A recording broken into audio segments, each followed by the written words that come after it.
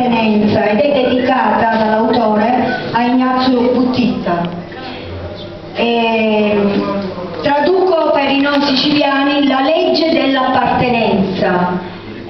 Praticamente l'autore dice che Ignazio Buttitta lo ha chiamato, lo ha definito compagno e bambino, picciriggio, in dialetto significa bambino, un ragazzo fortunato di questo paese, Nino, siciliano con la visca lunga.